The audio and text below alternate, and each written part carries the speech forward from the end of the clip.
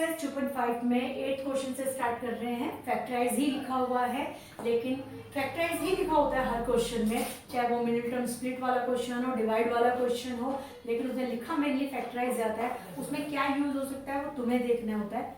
तो जैसे इस क्वेश्चन में अगर आपके पास a प्लस में b का होल क्यूब होता तो a cube plus b cube 3a² b plus में 3ab² आप खोलते हो तो इस टाइम पे ध्यान से देखो ये ऐसे ही फॉर्म है, तो इसे क्लोज करके क्या बनाना है, हमें ये बनाना है। ठीक है, तो ये हमें धीरे धीरे आइडेंटिटीज याद होती रहती है और हमें पता चल जाता है। जैसे आप तुम्हें देखते ही कम से कम ये पता चल जाता है कि a² 2ab b² को अगर क्लोज करेंगे तो वो हो जाएगा a प्लस b का होल स्क्वायर। वैसे ही ये ओपन होगा तो इसका क्लोज हो जाएगा ये। तो इस बार ये इसका क्लोज देना, आपको क्लोज करना है। ठीक है, तो इसे कहते हैं ओपन करना, जबकि इसे बंद करने को कहते हैं फैक्टराइज करना। तो इस बार हमें बंद करना है, यानी हमें फैक्टराइज करना है। फैक्टराइज मिडिल टर्म स्प्लिट को भी कहते हैं, फैक्टराइज डिवाइड को भी कहते हैं, फैक्टराइज कॉमन लेने को भी कहते हैं और फैक्टराइज फार्मूले को बंद करने को भी कहते हैं। तो फार्मूले को बंद करने जा रहे हैं हम। तो सबसे पहले 8 है, तो 8 क्या हो सकता है, 2a का क्यूब, b तो है ही b का क्यूब। तो इस समय a का काम कौन कर रहा है, 2a, b का काम b ही कर रहा है। ठीक है, तो a का क्यूब b का क्यूब फिर होता है 3a²। a का काम तो 2a कर रहा था, हमें सिर्फ ये ढूंढने होते हैं, बाकी तो ये इसके अकॉर्डिंग बन जाते हैं। तो 3a² और b फिर 3a का काम ही 2a कर रहा है और फिर b का स्क्वायर। तो ये फॉर्मूला बन गया a cube b cube 3a² b 3ab², जो कि बंद होके होगा a प्लस b का होल क्यूब। क्लियर, कितना छोटा क्वेश्चन था। क्वेश्चन सेकंड में भी सेम डिजिट है, बट कहाँ दो जगह पर क्या है, माइनस का साइन है। एक जहां पर b क्यूब है और एक जहां पर b 1 है। तो जहां 1 और 3 की जगह पे b क्यूब और b 1 की जगह पे का माइनस का साइन है, तो इसको भी कन्वर्ट करेंगे तो ये हो जाएगा आपका 2a³। इसे अंदर डालेंगे तो माइनस b का क्यूब प्लस ये a का काम कर रहा है 3a², b as it b minus का है, b माइनस और फिर प्लस में 3a और माइनस b का क्या हो गया, स्क्वायर। तो इसको भी आप क्लोज करोगे, जिसे हम कहते हैं बुक लैंग्वेज में फैक्टराइज करोगे, तो 2a माइनस b का होल क्यूब। ये सारे क्वेश्चन जब बुक के होते हैं तो बच्चों वाले होते हैं, फिर यही क्वेश्चन जब बाहर से आते हैं तो बहुत ही टफ हो जाते हैं। तो जल्दी सही से करना, समझ के करना। थर्ड पार्ट में देखो क्या क्या दिया हुआ है। सबसे पहले 27 दिया है p क्यूब के साथ, 27 3 का क्यूब होता है, 216 है और -9/2 p² है और लास्ट वाला है प्लस 1/4 p। ठीक, दूसरी डिजिट लिख दी है। तो 27 p क्यूब था, 27 था सिर्फ पहला तो बोला, फिर था 125 a क्यूब -135 a 225 a²। ये डिजिट है सारी। अब ये किसका क्यूब बन सकता है, ये तो पक्का पता चला ये क्यूब है, ये तो ये क्यूब वाला फॉर्मूला है। ये किसका क्यूब है, 3 का क्यूब है। 125 किसका क्यूब होता है, 5 का, और ये पहले से क्यूब है, तो दोनों का क्यूब क्या हो गया, बाहर चला गया। अब ये a minus B cube, a cube minus B cube हो गया, ये होगा आपका 3a का स्क्वायर और b का काम कौन कर रहा है, देखो a का काम इस बार कौन कर रहा है, 3, b का काम कौन कर रहा है, 5a। तो हो गया 3a² और ये तुम्हारा b, फिर लास्ट वाला 3 और a एज इट इज और b का स्क्वायर। b कौन है, b है तुम्हारे पास 5a, तो 3 एज इट इज और 5a का स्क्वायर। आप खोलोगे तो ये वही बनेंगे जो ऊपर वाले हैं। देखो ये 9, ये 3 3 जा 9, 9 3 जा 27, 27 5 जा 135a और 9 9 और ये 25 बन जाएगा 25 225। वो बनना ही वो है, लेकिन आप उस पर का दिमाग ही मत लगाओ, क्योंकि उसने बनना डेफिनेटली बनना है। तुम सिर्फ अपने a और b पहचानो, बाकी फार्मूला लगा दो। अपने a पहचानो, अपना b पहचानो।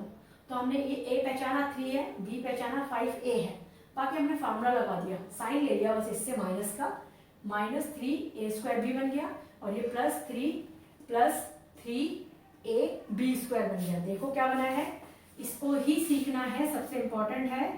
तो ये b³ है, ये 3a² बना है, जबकि ये 3ab² बना है। देखो ये b का स्क्वायर है, b का स्क्वायर, यहाँ पर a का स्क्वायर है, a का स्क्वायर, और ये b का क्यूब। तो सिर्फ हमें a b पहचानने होते हैं, बाकी पीछे वाले तो हम खुद बनाते हैं, ऊपर वालों को इतना दिमाग नहीं लगाते। ठीक है, थोड़ी सी बेईमानी कहते हैं इसको, लेकिन क्या इजी हो जाता है इससे। तो आपके पास 3 - 5a का क्या आ गया, आपके पास होल क्यूब, ये आ गया। एक क्वेश्चन और है 64 वाला, वो भी करते हैं। तो 64 a³ -27 b³, जैसे बड़े होते चले जाएंगे, अभी तो रूट में नहीं आ रहे, जब बाहर से आएंगे तो रूट में भी आएंगे, तो आपको आदत होनी चाहिए ab²। मगर फिर भी ये क्वेश्चन बहुत इजी होते हैं, सिर्फ हमें ए और बी पहचानने होते हैं। तो हमें पता है इसका हम क्या कर सकते हैं, क्यूब, ये है 4 का क्यूब, तो 4a³, क्या बन गया ये 4a³, ये बन गया आपका 3b³। बस आपको ए और बी ही पहचानना है, ए आ गया 4a, बी आ गया आपका 3b, यही आ गया। इसके बाद लिखना क्या होता है, आपको लिखना होता है 3a²b। तो लिखो जी 3a कौन है, a तो 4a है, तो 4a का स्क्वायर, और b कौन है, सिर्फ 3b। लास्ट में क्या लिखना होता है, 3ab² लिखना होता है। तो 3 का काम तो 3 ही करेगा, a का काम कौन करेगा, 4a, और b का काम करेगा 3b का होल स्क्वायर। बन गया। बस एक बार फार्मूले को इस फॉर्म में कन्वर्ट कर दो, तो उसके बाद ये बंद होके बन गया 4 - 3b का होल क्यूब। तो इस तरह से ये फार्मूले हमने बंद किए हैं, क्लोज किए हैं। एक क्वेश्चन और है, और वो अपॉन वाला डिजिट है, तो वो तो बनता ही है कि हमें करना चाहिए, तो उसे हम करने जा रहे हैं। ये क्वेश्चन है आपका 27, फिफ्थ क्वेश्चन है, फिफ्थ पार्ट है इसका। 27 p³ -216 -9/2 p² और +1/4 p। चलिए स्टार्ट करते हैं। तो हमें सिर्फ पहले a और b बनाना होता है। ये 27 किसका क्यूब, 3 का, तो 3p होल क्यूब बन गया।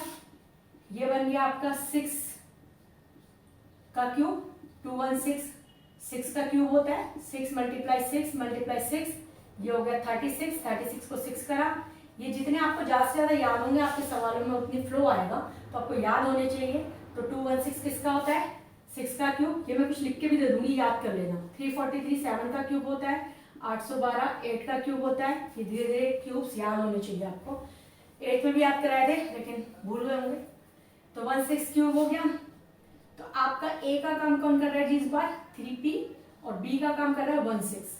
तो ये a का क्यूब है, ये b का क्यूब है। अब आपको लिखना है 3a² यानी 3p का स्क्वायर और b, ये हो गया, और प्लस 3a और b का स्क्वायर, तो 16 का स्क्वायर लिख लिया। बस इतना सा लिखना होता है। और उसके बाद 3p, दो चीज माइनस किए तो माइनस वाला फॉर्मूला है, 16 का होल क्यूब, और ये खत्म। हमने कर दिए सारे फैक्टराइज। नंबर 9 में कहा है वेरीफाई करो। कहने को तो ये वेरीफाई है, लेकिन ये दोनों अपने आप में फार्मूले हैं जो अब बहुत ज्यादा यूज होंगे। तो ये अपने आप में दो नई आइडेंटिटीज आ गई आपके लिए। जितनी आइडेंटिटी लिख चुके हो, दो और ऐड कर लो, मगर पहले तो इन्हें प्रूफ करना है। तो प्रूफ कैसे करते हैं वो देखते हैं। आप इसकी ये लेफ्ट हैंड साइड होती है, आप राइट हैंड साइड ले लो। तो आपने राइट हैंड साइड ले ली, और वो है आपकी x प्लस में y, और x² माइनस xy प्लस में y², ये है।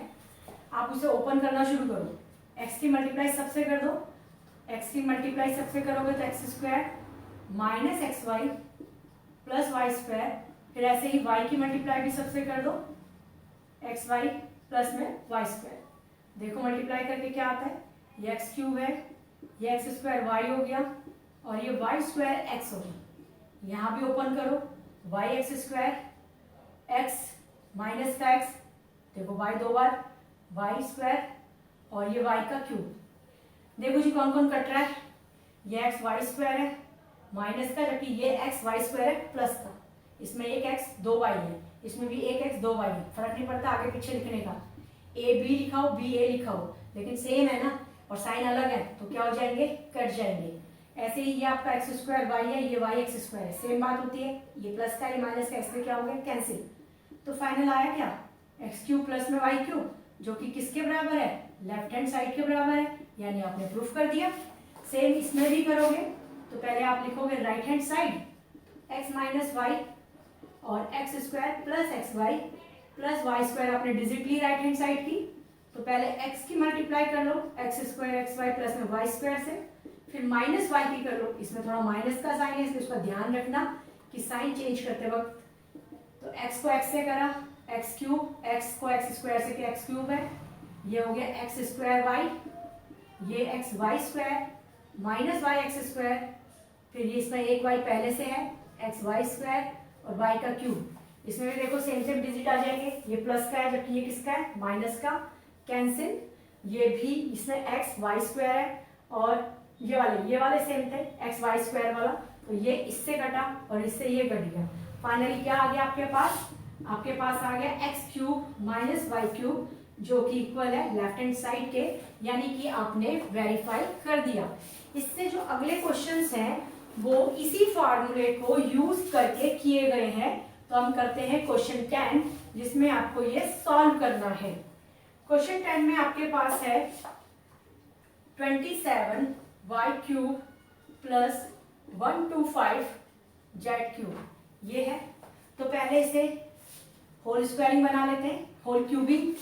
तो ये हो गया 3y का होल क्यूब, जबकि ये वाला हो गया 5z का होल क्यूब।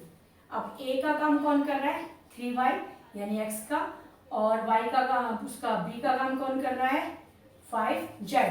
और आइडेंटिटी क्या होती है, a cube plus b cube की, जो अभी अभी हमने की थी वो xy की फॉर्म में थी। मतलब तो वही होता है कि पहले का क्यूब पहले में क्या होता है, पहले में दोनों को लिख दो, जैसे अभी अभी किया था ये वाला।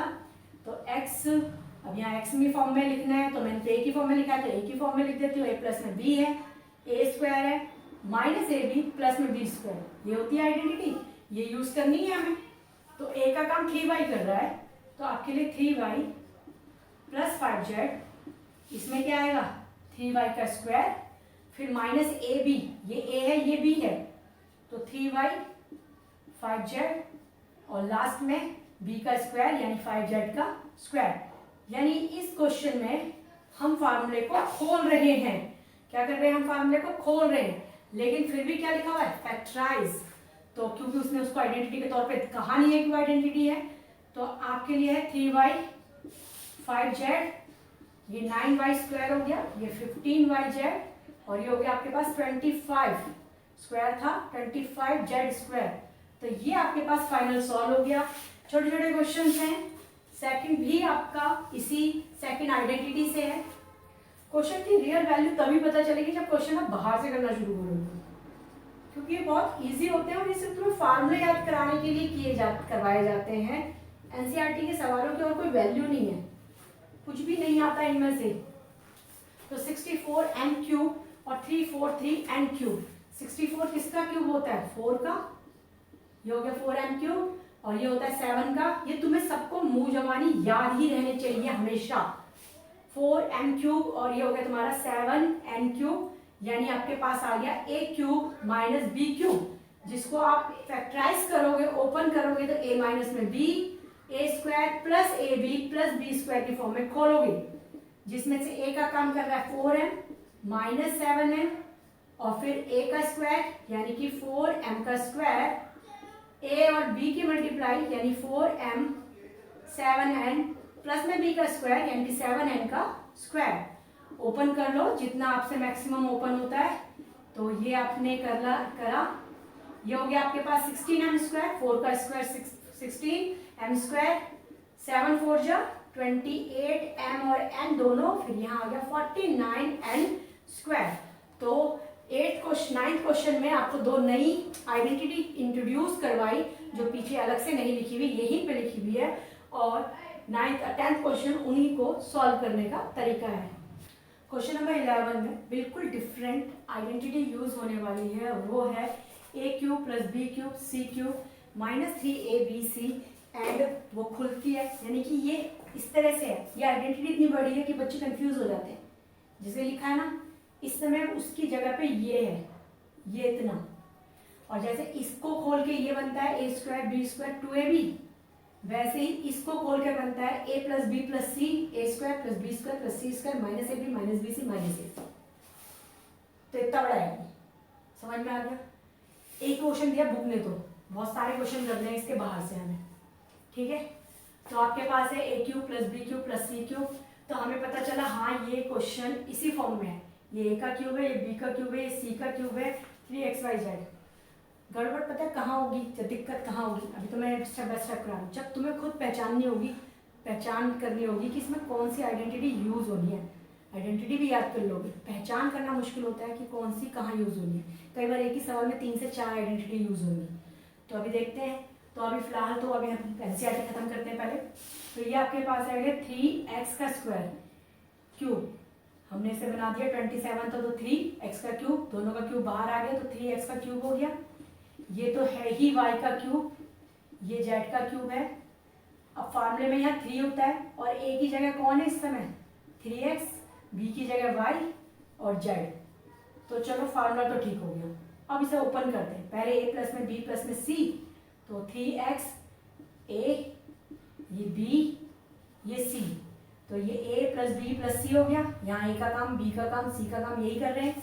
फिर है a का स्क्वायर यानी 3x का स्क्वायर, फिर b का स्क्वायर यानी कि y का स्क्वायर, और c का स्क्वायर का काम करेगा z, फिर माइनस ए बी, a है 3x और b है y, तो 3xy हो गया। फिर है माइनस बी सी, b का काम y और c का काम z, फिर है ए सी, a का काम 3x और c का काम z। ओपन हो गया। तो अब ये वाले ब्रैकेट्स ओपन करने के लिए एक स्टेप और, 3x प्लस में y प्लस में z, ये हो गया 9x square y square z square minus 3x y z 3xz। तो आपने पूरा फार्मूला खोल दिया। सबसे लंबी आइडेंटिटी के तौर पे जानी जाती है, और ऐसा नहीं है कि 9th में ही काम आती है, 10th में 12th में हर क्लास में काम आती है। तो 12 में आपको कहा है वेरीफाई करो कि x cube y cube z cube minus 3xyz इसके बराबर है। तुम्हें तो पता है अभी लास्ट फार्मूला था ये किसके बराबर होता है, पता है ना, a plus b plus c, फिर a का स्क्वायर b का स्क्वायर c का square minus a b minus b c minus a c, यानी ये खोल के वही बनने वाला होगा। तो चलो खोल के देखते हैं। तो हमने स्टार्ट किया, तो हाफ, इसमें तो कोई छेड़खानी करनी नहीं पड़ेगी, तो चाहिए हमें a प्लस बी प्लस सी, तो है ये। इसे खोलते हैं तो ब्रैकेट उन्होंने दे रखा है X square plus Y square minus 2xy। चलो ये वाला ब्रैकेट तो हम रिमूव करते हैं, सबको खोल देते हैं। Y square plus Z square a square b square minus 2ab, तो a और b का काम y और z कर रहे हैं, तो यहाँ भी x square plus Z square minus 2xz। तो हमने पूरा खोल दिया। अब क्या हो सकता है वो देखें। हमने देखा कि सब कुछ डबल डबल बार आ गया अंदर ब्रैकेट में, तो हमने उन्हें प्लस कर दिया। 2x स्क्वायर है तो 2x स्क्वायर, 2 ही y स्क्वायर है 2y स्क्वायर, 2z स्क्वायर है, और फिर 2 ही x 2xy 2yz तो पहले से ही थे, इनको तो हमें प्लस करने की जरूरत भी नहीं पड़ी। पूरी लाइन में 2 फालतू आ गया, उस 2 को कॉमन लेके बाहर लिख दिया, तो अंदर आ गया xyz और x square plus Y square plus Z square minus xy minus yz minus xz या xz, ये हो गया। इस 2 से ये 2 खत्म हो गया, और ये आइडेंटिटी इसी के बराबर होती है। तो ये किसके बराबर आ गया, x cube y cube z cube minus 3xyz के, क्या यूज करके, बाय यूजिंग आइडेंटिटी। वैसे इसको तो नंबर भी फेमस है, 8th आइडेंटिटी है ये, तुम्हारी बुक में लिखी हुई है 8th आइडेंटिटी के तौर पे। तो by using 8th identity we can prove that, मतलब कि ये होता ही इसके बराबर है, तो इसकी जगह आप क्या लिख दिया, ये क्या यूज करके, आइडेंटिटी। क्वेश्चन नंबर 13 में कंडीशन दी है if x plus Y plus Z equal है 0 के, तो आपको ये शो दैट करना है, ठीक है। ये गिवन है, तो गिवन को यूज करते हैं हम सबसे पहले। तो हमने लिखा x प्लस वाई प्लस में जेड इक्वल 0, और ये इंफॉर्मेशन हम पे गिवन थी। अब हमने x प्लस वाई को इसी साइड छोड़ दिया, z को उस साइड ले गए, ठीक। हमें क्वेश्चन में आंसर जो चाहिए वो क्यूबिंग में चाहिए, तो हमने इसमें भी क्यूबिंग बोथ साइड कर दी। जब क्यूबिंग बोथ साइड करी, x प्लस में y का क्यूब हो गया और यहाँ माइनस जेड का भी क्या हो गया, क्यूब। इसे ओपन कर लो फार्मूले से, तो ये x cube y cube 3x square y और ये 3xy स्क्वायर हो गया और सामने हो गया माइनस जेड क्यूब। ठीक है, इसको इधर ही ले आते हैं क्योंकि हमें देखो एक साथ ही चाहिए था, x cube y cube Z cube भी प्लस का हो गया। इसमें से 3xy कॉमन आ सकता है क्योंकि दोनों में है, तो यहाँ बचेगा x, यहाँ बचेगा y, इक्वल में क्या 0, x cube y cube Z cube 3xy, x plus Y की वैल्यू कितनी होगी यहाँ पर, माइनस जेड, तो यहाँ रख ली माइनस जेड, इक्वल में 0, चाहे तो यहाँ नंबर डाल दो और यहाँ लिख लो फ्रॉम इक्वेशन 1 से मिली है वैल्यू, तो ये हो जाएगा आपके पास x cube y cube Z cube minus 3xy Z हो जाएगा। अब ये माइनस 3xy जेड दूसरी साइड चला गया, तो आपके पास आ जाएगा Z cube equal 3xy Z. यही तो लाना था, यही प्रूफ करना था कि अगर ये 0 के बराबर है तो शो दैट करो इन तीनों का क्यूब इसके बराबर है। ये सब सिर्फ तुम्हें आइडेंटिटी सिखा रहे हैं और कुछ नहीं सिखा रहे, ये सवाल बाद में करने पड़ेंगे।